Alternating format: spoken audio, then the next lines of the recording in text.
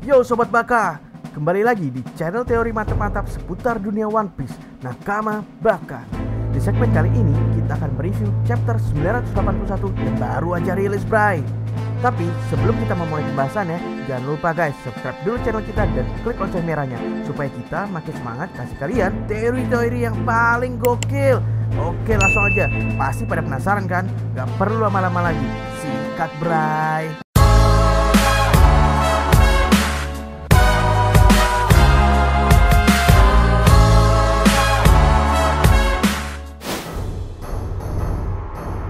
Diawali dengan Kid yang memberikan penyerangan telak ke Scratchman Apu dengan tangan besinya, yang kemungkinan besar berasal dari buah iblis yang mampu memberikan daya magnetis terhadap elemen besi di sekitarnya. Di sini terlihat serangan dari Kid tersebut berhasil membuat Apu cukup terluka parah. Selain itu, terlihat juga anak buah Kaido yang baru menyadari bahwa sosok penyerang Apu bukanlah salah seorang dari mereka, dan ini membuktikan bahwa baju yang diberikan Kinemon cukup efektif, bray. Pada panel halaman selanjutnya dapat kita lihat ternyata serangan Kid tersebut membuat kehadirannya diketahui oleh Queen dari All Stars. Queen ini ya guys, dia kan karakter kuat ya di One Piece, tapi kenapa mukanya bodoh banget ya? Ya mungkin Oda Sensei juga punya jiwa lawak kali ya. Oke, lanjut. Di panel ini Kid dan Apu terlihat berdebat mengenai aliansi mereka sebelumnya yang diwarnai oleh pengkhianatan Apu yang ternyata sudah bekerja sama dengan Kaido. Di sini diperlihatkan alasan utama Apu melakukan hal tersebut adalah karena meskipun mereka sudah beraliansi, namun tetap tidak akan bisa mengalahkan kekuatan para Yonko. Kalian ingat ya guys, pada arc di Punk Hazard, Law pernah mengatakan bahwa untuk dapat survive di New World hanya ada dua hal yang bisa dilakukan oleh para bajak laut. Yang pertama yaitu bergabung dengan Yonko, atau yang kedua adalah melawan Yonko.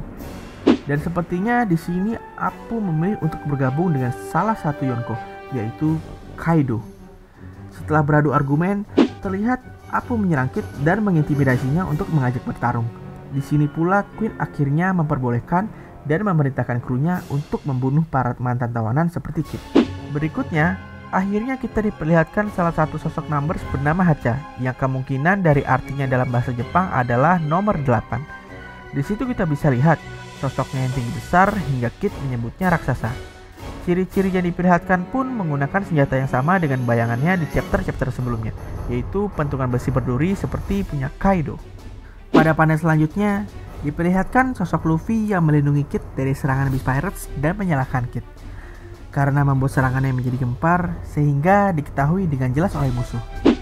Terlihat pula adegan lawakan Hazoro yang ikut-ikutan mengomentari Luffy tanpa berpikir bahwa dirinya sendiri juga melakukan hal yang sama.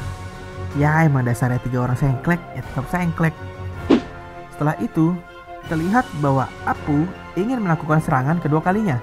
Namun kali ini Killer sudah mengetahui kekuatan buah iblis dari Apu dan menyuruh Luffy, Zoro, dan Kid untuk menutup telinga mereka sehingga serangan Apu tidak efektif. Akan tetapi, penjelasan dari Killer tersebut sia-sia karena tiga orang bodoh ini tidak mendengarkan apa yang Killer ucapkan. Di panel ini dijelaskan pula oleh seseorang yang menceritakan bahwa Killer memakan buah smile yang jelek sehingga membuatnya menjadi seperti Pleasure yang hanya bisa tertawa dan kehilangan kemampuan berenang. Yang alasannya adalah karena diminta oleh Orochi, ya demi bisa menyelamatkan Kid. Ya pokoknya sedih dah anjay, kayak pengobatan Zoro di Thriller Bark demi Luffy. Ini namanya bromance. Lalu kita bisa melihat Hushu yang sedang menonton penyerangan yang dilakukan oleh Luffy dan kawan-kawan. Akan tetapi di sini ia tetap memerintahkan para krunya untuk fokus mencari informasi keberadaan Yamato, si anak Kaido yang hilang. Tujuannya ya agar tidak kalah oleh Sasaki untuk mendapatkan kesempatan melawan All Stars. Di panel ini pula Hushu memberikan komentar bahwa satu posisi Tobiropo yang akan dikosongkan oleh Queen kemungkinan besar adalah dia atau Sasaki. Jika kita lihat, kru dari Hushu sepertinya bertemakan kucing atau makhluk buas spesies kucing. Hal ini dapat dilihat pada kostum krunya yang mana diantaranya terlihat dua wanita seperti Catwoman. Tahu kan guys, Catwoman itu? Nah, pertanyaan baru muncul. Apakah Hushu merupakan tipe Zoan yang memakan buah neko-neko seperti Lop Lucci, namun dengan model Black Panther? Ya, hanya Oda Sensei yang tahu. Di panel selanjutnya, terdapat Big Mom yang sedang ganti baju. Nggak usah dibayangin tapi Bray, ntar ada yang berdiri tapi bukan tiang listrik. Apa tuh? Tiang bendera maksudnya. Big Mom mendapatkan informasi bahwa seharusnya kapal yang ditumpangi kru bajak lautnya sudah sampai pelabuhan. Tetapi hingga saat ini belum ada tanda-tanda kemunculan mereka yang membuat Big Mom menjadi heran. Di satu sisi, diperlihatkan Kinemon dan para samurai sepertinya merubah strategi mereka karena demografis Onigashima yang sudah berubah dan terpaksa melakukan improvisasi untuk memastikan strateginya berjalan dengan lancar. Di panel selanjutnya, diperlihatkan daerah Onigashima yang seharusnya dahulu adalah pegunungan, sekarang sudah berubah menjadi danau yang diisi oleh kediaman dari salah satu Tobiropo, yaitu Black Maria. Sanji yang dengan antusiasnya merasa di kediaman ini banyak sekali wanita, langsung bergegas menuju ke rumah-rumah yang kira-kira terdapat banyak wanita. Lalu Kinemon pun membagi timnya menjadi beberapa bagian untuk bisa melewati jalan tanpa ketahuan. Dan di sini diperlihatkan sepertinya grup wanita yaitu Nami, Shinobu, dan Carrot akan membantu Kinemon mencari Momonosuke.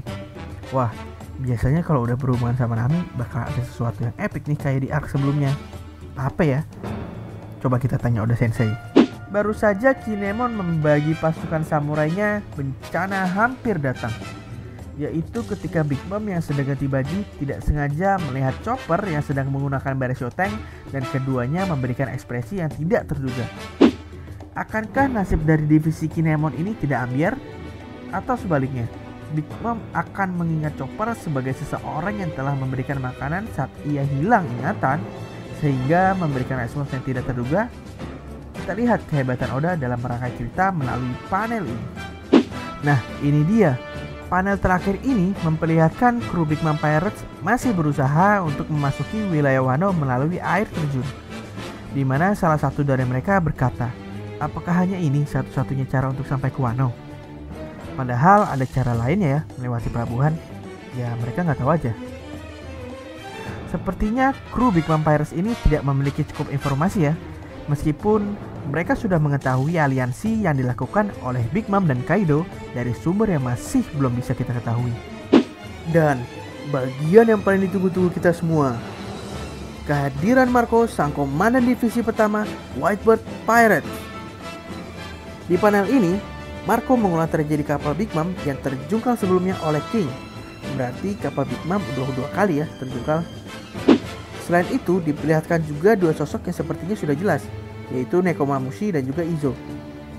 Ya, pokoknya chapter kali ini sukses membuat kita semua merinding ya, Bray. Gimana menurut kalian? Kalau kalian setuju, coba berikan komentar di bawah ini.